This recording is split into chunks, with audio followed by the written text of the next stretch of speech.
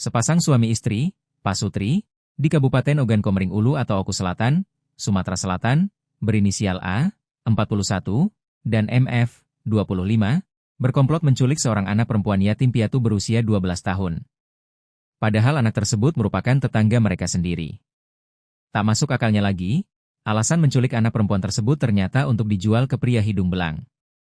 Beruntung, skenario perdagangan anak, human trafficking, tersebut berhasil digagalkan oleh Unit Perlindungan Perempuan dan Anak, PPA, Satreskrim Polres Oku Selatan sebelum korban sempat dieksploitasi secara seksual. Kanit PPA Satreskrim Polres Oku Selatan, Ibda Devi Sulastri, membongkar niat jahat kedua pelaku yang kini telah ditetapkan sebagai tersangka. Pelaku ini pasangan suami istri. Dari hasil pemeriksaan sementara, ini merupakan pertama kalinya mereka melakukan perbuatan tersebut.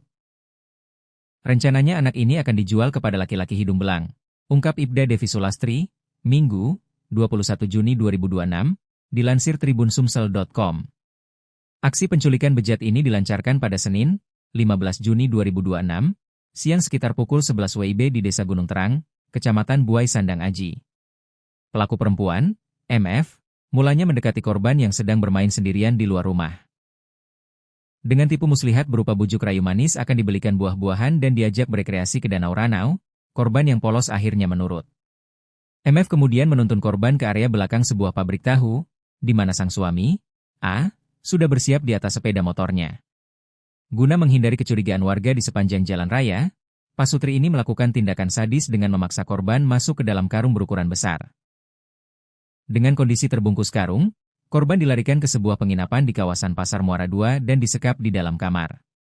Ibda Devi menambahkan, para pelaku sengaja mengincar bocah malang tersebut lantaran kondisi sosialnya yang sangat rentan dan tidak memiliki pelindung.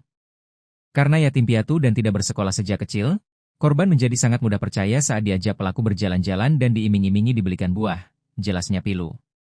Kasat Reskrim Polres Oku Selatan, AKP Aston L.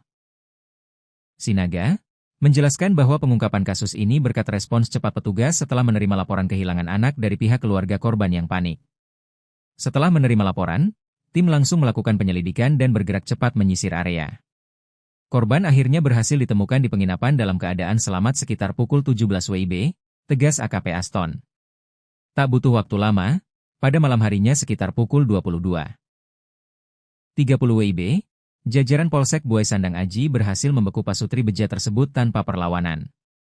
Polisi turut menyita barang bukti berupa satu unit sepeda motor Honda Supra warna hitam serta karung yang sempat dipakai untuk menyembunyikan tubuh korban.